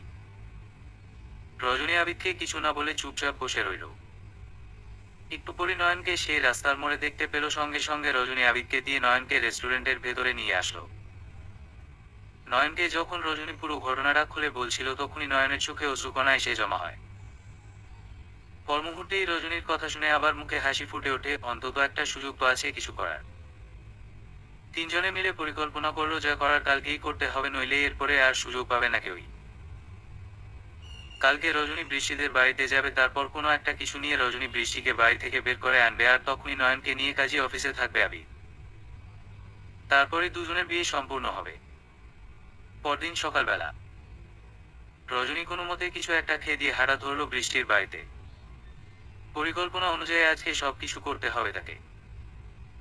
আজকে বৃষ্টিদের বাড়িতে গিয়ে দেখতে পেল কালকের থেকে বেশি লোকজন রয়েছে আজকে। রজনী বৃষ্টির রুমে গেল। বৃষ্টি রজনীকে দেখতে পেয়েই চোখে মুখে উৎকণ্ঠা ফুটে উঠল। কিরে, কিছু করতে পেরেছিস কি? হ্যাঁ একদম, যা হবার আজকেই হবে। এখন তোকে আমি বাড়ির বাইরে নিয়ে যাব, আর তারপর কাজী অফিসে গিয়ে তোরা দুজনে বিয়েটা সেরে নিবি, ব্যাস আর কোনো চিন্তাই রইল না, বুঝেছিস? কিন্তু এই এত লোকের ভিড়ে মা আমাকে বেরোতে তো দিবে না, এটাই তো মূল সমস্যা। বৃষ্টির কথায় রজনী কিছুক্ষণ ভাবলো, অতঃপর বৃষ্টিকে নিয়ে নিচে ড্রয়িং রুমে বসলো কিছুক্ষণ।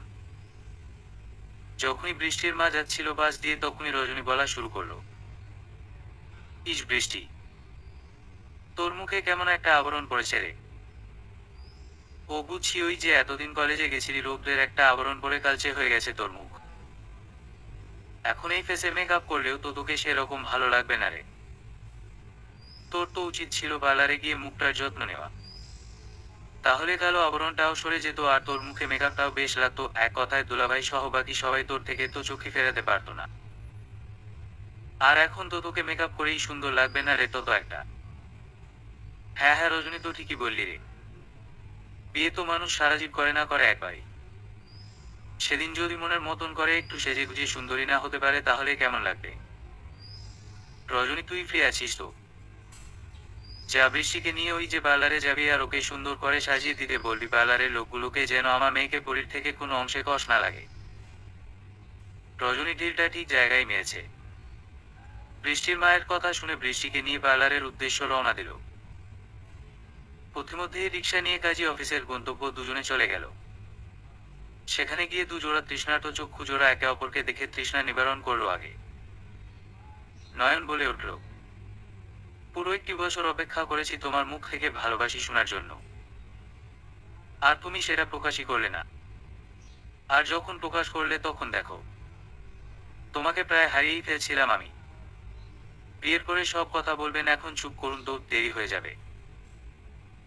নয়নকে থামিয়ে দিল রজনী। বিয়ের সকল কার্যকর্ম শুরু হলো। একটু পর দুজনের বিয়ে হয়ে গেল। এক বন্ধনে আবদ্ধ হলো দুজনে। ব্যাস, আমাদের আর কোনো কাজ নেই, এবার চলো তো রজনী, আমরা চলে যাই। এমনিতেও বেরিয়েছি সকালে, আর দুপুর হয়ে যাচ্ছে প্রায়। তোমার কথায় দূরের কাজী অফিসে এসে এত সময় গেল। এখন নয়ন বৃষ্টিকে নিয়ে ওর গ্রামে যাবে, আর আমি আর তুমিও যাবো, আসো। বৃষ্টি আর নয়ন উভয়ই আবিদ আর রজনীর কাছে কৃতজ্ঞতা প্রকাশ করে নিল। রজনীও হাসি মুখ বিদায় দিল দুজনকে। এবার দুজনের গন্তব্য এক। সুখে থাকুক দুজন ভালোবাসার মানুষ। পূর্ণতা পাক তাদের প্রণয়। ওরা চলে যেতেই রজনী আর আবিদ রিক্সা নিল। দুজনে মিলে এক রিক্সায় পাশাপাশি বসেছে। আবিদ বুঝতে পারল রজনী হয়তো তাকে ভরসা করতে শুরু করেছে। নইলে রজনীর মতন মেয়ে আবিদের সঙ্গে রিক্সাতে কিছুতেই বসতো না। হঠাৎই মাঝ হতে আবিদ রিক্সা থামিয়ে দিল। আবিদের এহেন কাণ্ডে রজনী আর কিছু বলে না। একটু পরই সামনের ফুটপাত থেকে আবিদ একটা বেলি ফুলের মালা নিয়ে আসলো। আবারও রিক্সা চলতে শুরু করলো। রজনী আবিদকে প্রশ্ন করলো, এই মালা এখনই নিলেন যে? সে যার জন্যই নিলেন না কেন, তা তো যেতে যেতে প্রায় নষ্ট হয়ে যাবে। বহু নষ্ট হবে না রজনী, এটা তোমার জন্য এনেছি আমি। তুমি পড়ো তো, দেখবে বেশ লাগবে তোমাকে। আবিদের কথা শুনে রজনী কিছুক্ষণ থম মেরে বসে থাকে। এই প্রথম তার বাবা বাদে আবিদই প্রথম পুরুষ যে কিনা রজনীকে ফুলের মালা দিচ্ছে, এত যত্ন করে। অন্য সময় হলে রজনী সেটা নিত না। আজকে যেন নিতে খুব ইচ্ছে হচ্ছে। মানুষটাকে কেমন যেন অন্যরকম লাগছে। রজনী খুব সুন্দর করে মালাটা চুলে দিয়ে দিল। রিকশায় বসে দুজনে পাশাপাশি বসে আছে। আবিদের মনে খুশির আমেজ। রজনীকে বেলি ফুলের মালাতে খুব সুন্দর লাগছে। ইচ্ছে করছে কিছুক্ষণ অপলক তাকিয়ে থাকতে রজনীর দিকে, কিন্তু আবিদের নিজের মনে সেই ইচ্ছে সংযত রেখে চুপচাপ বসে রইল। বাসার পথ থেকে 30 মিনিট আগে রিকশা থেকে নেমে গেল দুজনে। এর মধ্যে রজনীর ফোনে বৃষ্টির মা কয়েকবার কল করেছে, রজনী ধরেনি। কিন্তু ফের রিকশা থেকে নামতেই আবারও ফোন এসেছে। এবার রজনীর হাত থেকে ছো মেরে ফোনটা নিয়ে নিল আবিদ।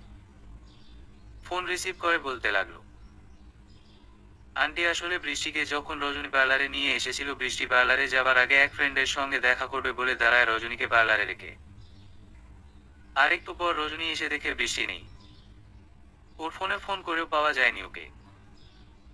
একজন দেখেছে বৃষ্টি একটি ছেলের সঙ্গে চলে গেছে গাড়িতে করে, আর যাবার সময় ওরা নাকি বলছিল কাজী অফিসে গিয়ে এক্ষুনি বিয়েটা সেরে ফেলবে। বোধহয় ওদের বিয়েটাও হয়ে গেছে এতক্ষণে। রজনী সেজন্যই আপনার ফোন ধরছিল না, তাই আমি বলে দিলাম সবটা। আবিদ পুরো কথা বলে শেষে করে ফোনটা রেখে দিল। রজনীর রাগী দৃষ্টিতে আবিদের দিকে তাকিয়ে আছে। আপনাকে কে বলেছে এসব বলতে? হ্যাঁ, মিথ্যা আমি নিজেও বলি না, আর পছন্দও করি না, আর আপনি সেই মিথ্যা বললেন কেন বলুন? মাঝে মধ্যে দরকারে একটু মিথ্যা বলতে হয়, বুঝলে তো রজনী। এই যেমন তুমি পার্লারে আসবে বলেছিল, ঠিক সেরকমটি। আবিদের কথায় রজনী আমতা আমতা করে বলে উঠল, কিন্তু সে তো পরিস্থিতির সম্মুখীন হয়েই বলেছি। তা বলে আপনি এখন কেন এরকমটা করলেন? সে আমিও তো পরিস্থিতির সম্মুখীন হয়েই করেছি বলো। একবার ভাবো তো শুধু, এখনই যদি সবাই জেনে যেত যে তুমি এরকমটা করেছো, তখন কত বড় একটা অশান্তি হতে পারত। তার চেয়ে বরং সপ্তাহখানেক যা ঘোরাফিরে আসুক, তখন সব সত্যিটা স্বীকার করে নিও কেমন? আর হ্যাঁ, আজকে তো দেরি হয়ে গেল, সাথীকে বলো আমি রাতে পড়াতে আসবো। রজনী এক পলক আবিদের দিকে তাকিয়ে হাঁটা শুরু করলো বাড়িতে যাবে বলে। আবিদকে কিছু বললও না। কি বলবে, কিছু বলার মুখ তো রজনীর নিজেরও নেই। সে নিজের সঙ্গে সঙ্গে আবিদকেও এসবে জড়িয়ে ফেলছে। তবে যাই করেছে সে তো দুজন মানুষের ভালোর জন্যই। রজনীর অবচেতন মন বাড়িতে গিয়েও শান্তি পেল না। বৃষ্টি আর নয়নের সুখের জন্য এসব করলেও আরো দুটো মানুষকে, যে কিনা রজনীর বাবা মায়ের মতন, তাদেরও যে কষ্ট দিয়ে পড়েছে রজনী। আবিদ যতই মিথ্যা বলুক, রজনী সত্যিটা না বলা অব্দি শান্তি পাচ্ছে না। আবারও বাড়িতে গিয়ে ফ্রেশ হয়ে হাঁটা ধরল বৃষ্টির বাড়ির উদ্দেশ্য। বাড়িটাতে সকালে যেমন এসেছিল এখন আর তেমন নেই। পুরো বাড়িটা কেমন নিঃসুপ হয়ে আছে। তেমন মানুষজনও নেই, অথচ সকালবেলাও মানুষে কেমন গিজগিজ করছিল। রজনী আস্তে করে ভেতরে ঢুকেই বৃষ্টির বাবা মাকে দেখতে পেল। আন্টি, আসলে হয়েছে কি, বৃষ্টিকে পালিয়ে যেতে পুরো সাহায্যটা আমিই করেছি। বৃষ্টি একজনকে ভালোবাসতো, আর বিশ্বাস করুন না, ছেলেটিও বৃষ্টিকে ভালোবাসে, আর সে দেখতে শুনতেও ভালো, চাকরি করে, আর ছোট্ট একটা পরিবার আছে এই যে আমাদের পাশের এলাকাতেই। আপনাদের বাড়ি থেকে 1 ঘন্টার দূরত্ব। আপনি চিন্তা করবেন না আন্টি, বৃষ্টি ভালো থাকবে ওর জন্য। পারলে আমাকে ক্ষমা করে দিন, কিন্তু আমি যা করেছি বৃষ্টির ভালোর জন্যই করেছি। বাবা মা হিসেবে সন্তানের সুখই তো চাইবেন আপনারা, আর আশি তাই করেছি। আমাকে ক্ষমা করে দিন। রজনীকে পুরো কথা শেষ করতে না দিয়ে বৃষ্টির মা বলে উঠল, হ্যাঁ রে, সবই শুনেছি আর জানি, তবে একটাই কথা বলবো, এই প্রথমবার বৃষ্টি একদম সঠিক কাজ করেছে বোধ হয়। কারণ একটা মুখোশধারী লোকের সঙ্গে সংসার করার চেয়ে রাস্তায় থাকা ছেলের সঙ্গেও থাকা অনেক ভালো। রজনী ফের প্রশ্ন করল, আন্টি আপনি কি বলছেন, কিছুই বুঝছি না। তোরা যাবার পর বৃষ্টির বাবা জানতে পারে ওই সবুজের আরো একটা বউ আছে, আর সে প্রেগন্যান্ট। বিয়ে করে লুকিয়ে রেখেছিল এতদিন, আর আমাদের সবার সামনে ভালো মানুষের মুখোশ পড়েছিল। ভাগ্যিস বিয়েটা হয়নি, আমার মেয়েটা বেঁচে গেছে রজনী। তবে যার সঙ্গে বিয়ে হোক না কেন, বৃষ্টি সুখে থাকুক এটাই চাই। তুই বৃষ্টিকে বল বাড়িতে চলে আসতে। ও যার সঙ্গে ভালো থাকবে, আমরা কার সঙ্গেই ওকে থাকতে দিব। রজনীর চোখে মুখে আনন্দের ঝিকলিক ফুটে উঠল। খুশি মনে বাড়ি থেকে বেরিয়ে গেল। ঘড়ির কাঁটায় 6টা বাজে, রাত্রি প্রায় নেমে আসা বলে। এখনই তো আবিদ আসবে বাড়িতে। তড়িঘড়ি করে বাড়িতে গেল রজনী। আজকে যেন খুশির সীমা নেই তার। একটু পরে আবিদ আসলো, সাথীকে পড়ানো শেষ হতেই রজনী আবিদকে নিজের রুমে ডাকলো। আবিদকে একে একে সব খুলে বলল। এই প্রথম আবিদ রজনীকে হাসতে দেখছে, প্রাণখোলা স্নিগ্ধ সেই হাসি রজনীর, যেটা আবিদ দু চোখ ভরে দেখে নিল। তাহলে তো হলোই ম্যাডামের, এবার হাসি খুশি থেকো সবসময় কেমন? হ্যাঁ, আর আপনাকেও অনেক ধন্যবাদ রইল এত সাহায্য করার জন্য। সেদিনের মতন আবিদের সঙ্গে রজনীর কথার সমাপ্তি এখানেই হলো। আবিদের যেন পুরো দিনটাই স্মরণীয় একটা দিনের ভেতর পড়ল।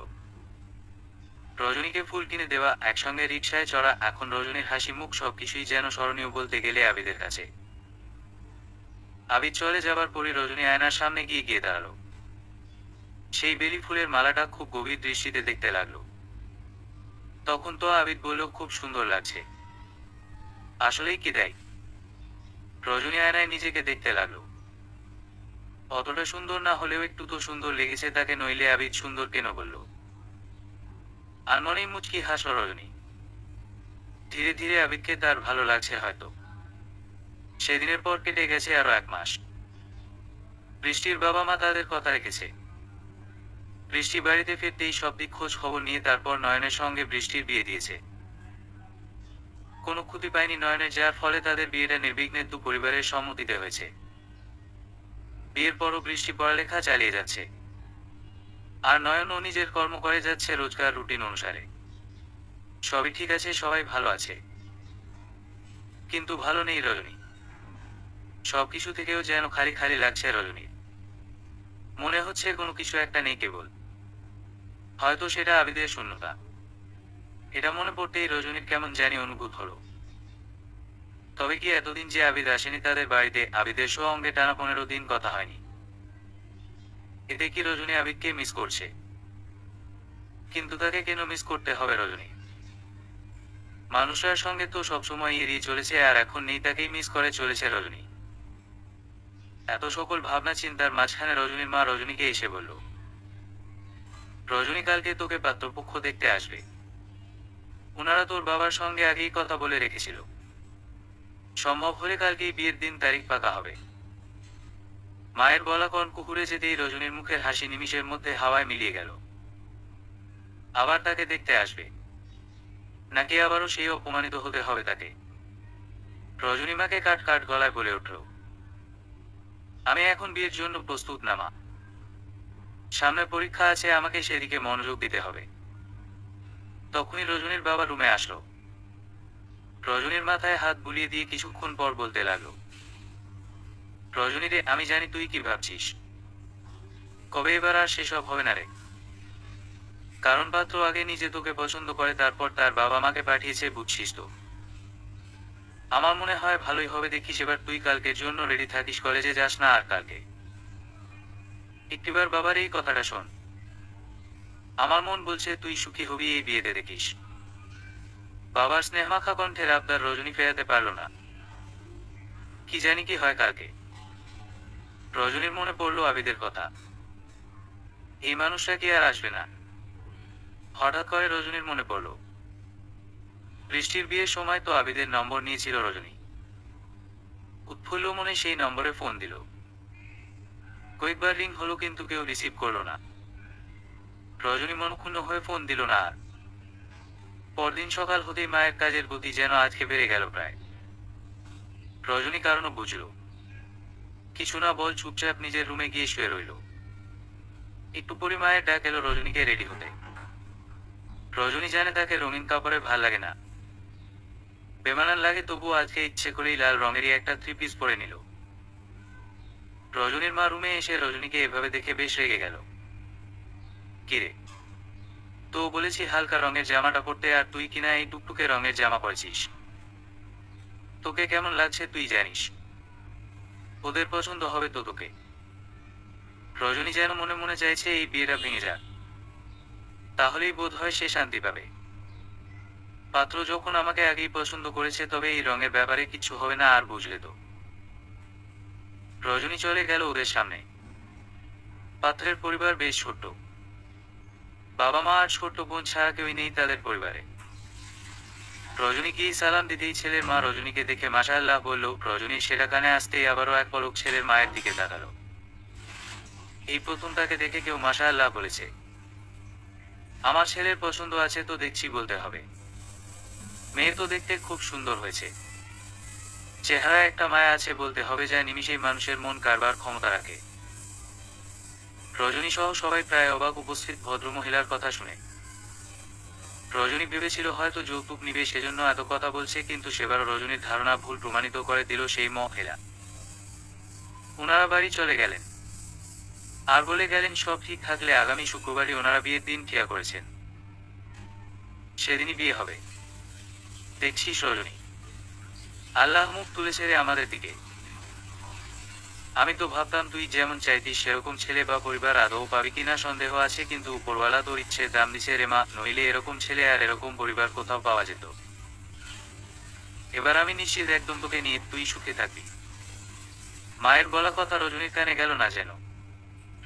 সে চুপটি করে দাঁড়িয়ে আছে এখনো সেই সাজেই। যেন ঘোর কাটছি না রজনী।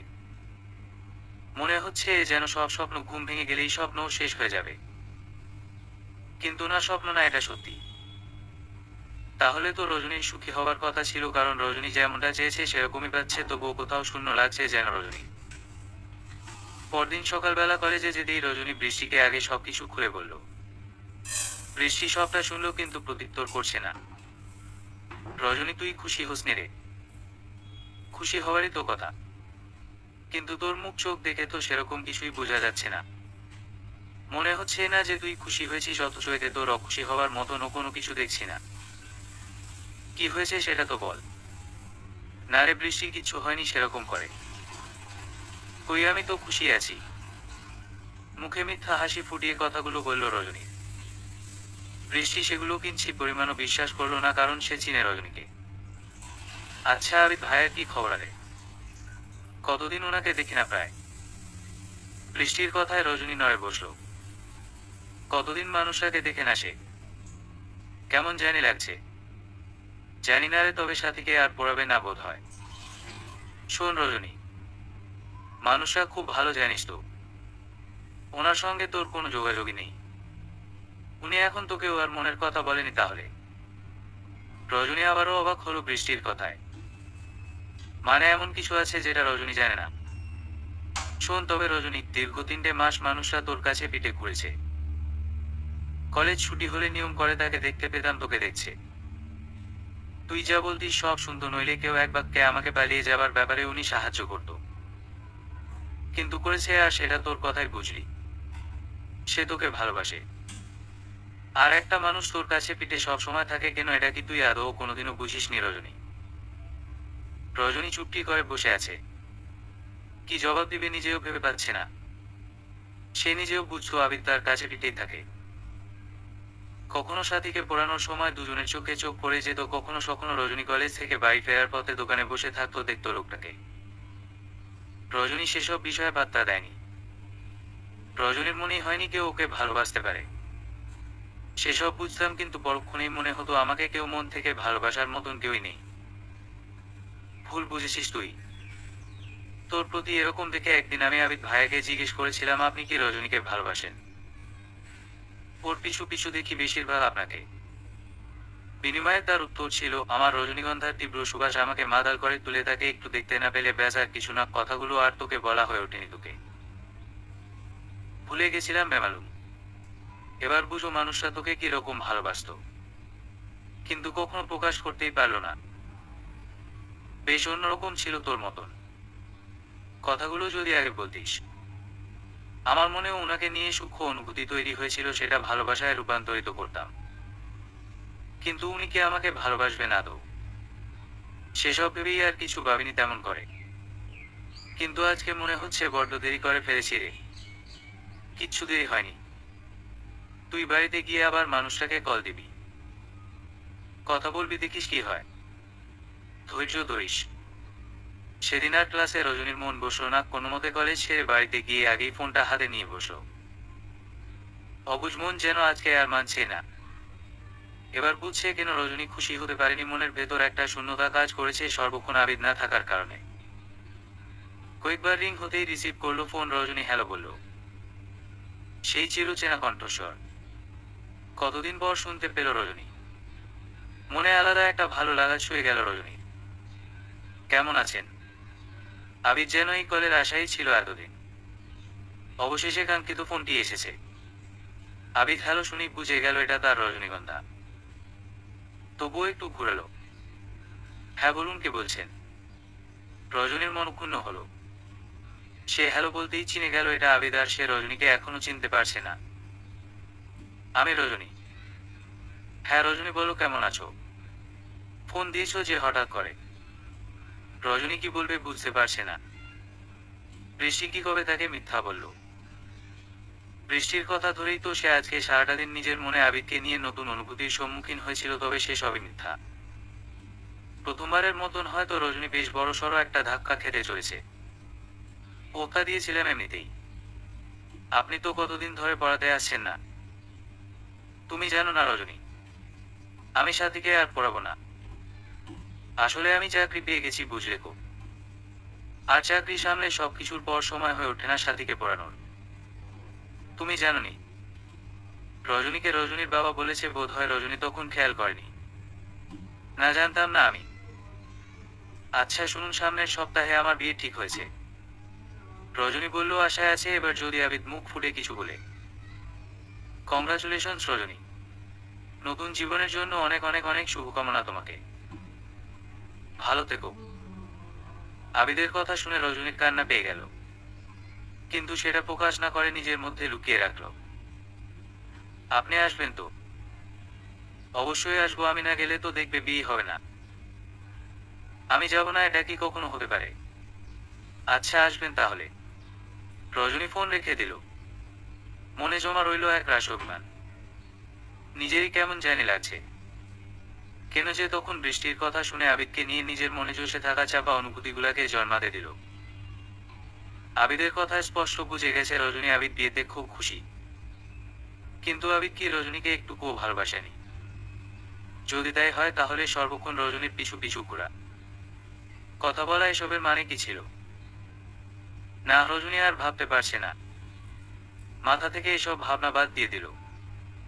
দেখতে দেখতে সেই বিয়ের দিনও চলে আসলো। রজনী যেরকম চেয়েছিল সব সেরকমই পেয়েছে, তবুও মনে শান্তি লাগছে না। বাবা সেদিন কত করে বলল, পাত্রের নাম, ঠিকানা, আদার সবকিছু শুনতে রজনী কিছুই শুনেনি। কালকে রজনীর গায়ে হলুদ সম্পন্ন হয়েছে, আজকে বিয়ে। এই প্রথমবারের মতন রজনী এত সেজেছে। লাল রঙের শাড়ি পরেছে, চুলে আবারও ফুল দিয়েছে, মুখে লিপস্টিক, চোখে কাজল, ম্যাচিং গয়না, সবকিছু দিয়েই সাজানো হয়েছে রজনীকে, যেরকমটা বিয়ের কনেকে সাজানো হয়। একটু পরে বর এসেছে বলে ডাক শোনা গেল। রজনীর পাশে বসে আছে বৃষ্টি। সে নিজেও বুঝতে পারছে না আবিদ কি আসলেই রজনীকে ভালোবাসেনি কখনো। সমস্ত কল্পনা ছেদ করে বিয়ের জন্য রজনীকে নিয়ে যাওয়া হলো। বিয়েতে বরের মুখ দেখে রজনীর মুখ অটোমেটিকলি হা হয়ে গেছে। বরের বেশে আর কেউ নয়, আবিদ বসে আছে। মানে কি? আবিদের তো এই জায়গায় থাকবার কথা না, তাহলে কি করে আবিদ এখানে আছে? রজনী কিচ্ছু ভেবে কুল পাচ্ছে না।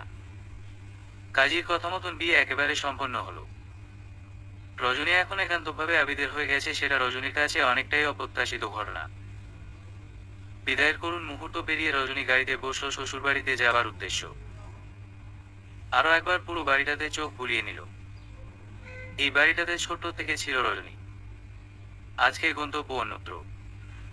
বাবার কান্নামাখা দৃষ্টি দেখে রজনী চাইলেও নিজেকে স্থির করে রাখতে পারছে না। অতঃপর সময়ের নিয়মে গাড়ি চলে গেল। আবিদ বসে আছে রজনীর পাশে, কিন্তু একটাও কথা বলছে না। এবার হয়তো রজনী বুঝতে পারছে আবিদ কেন সেদিন বলেছিল সে না আসলে বুঝি বিয়ে হও না। গাড়িতে বসে আবিদ কয়েকবার রজনীকে ডাক দিয়েছে, কিন্তু রজনী প্রত্যুত্তর করেনি। বিদায় আবিদ আর রজনীকে ডাকেনি, কারণ তার রজনীগন্ধার যা যদি কিছু করে ফেলে, তার চেয়ে চুপচাপ থাকাই সেও মনে করলো আবিদ। শ্বশুরবাড়িতে সমস্ত নিয়মকানুন মেনে নিয়ে রজনীকে আবিদের রুমে বসানো হয়েছে। বাড়িটা বেশ বড় নয়, আবিদের বাবা, মা আর ছোট বোনকে নিয়ে থাকার মতন সুন্দর একটা জায়গা। আবিদের মাও আবিদের মতনই অন্যরকম। এবার বুঝেছে রজনী যে সন্তানের মা এরকম, সেই সন্তানও তো এরকমই হবে। সবার আচরণ দেখে রজনীর কেমন নিজেকে ভাগ্যবতী মনে হতে লাগলো।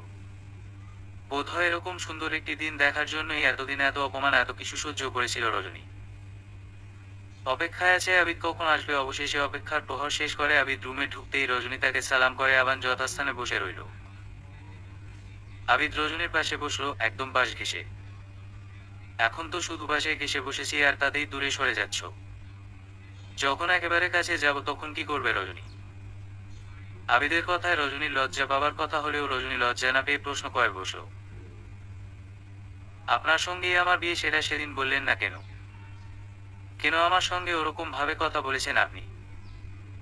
ওরকম না করলে জানতে পারতাম কি আমার রজনীগন্ধার মনেও যে আমার কিছুটা স্থান হয়েছে।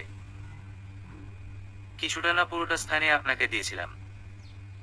আপনি যখন ছিলেন আপনাকে দেখলে বিরক্ত লাগতো, ভাল লাগতো না, কিন্তু আপনি চলে যাবার পর আপনার শূন্যতা অনুভব করি। বুঝতে পারি আপনি আমাকে অনেকটাই বুঝতেন। সবকিছু মিলিয়ে আপনার প্রতি নতুন একটা অনুভূতির সম্মুখীন হই আমি, কিন্তু তা প্রকাশ করার আগেই তো আপনি আর নেই।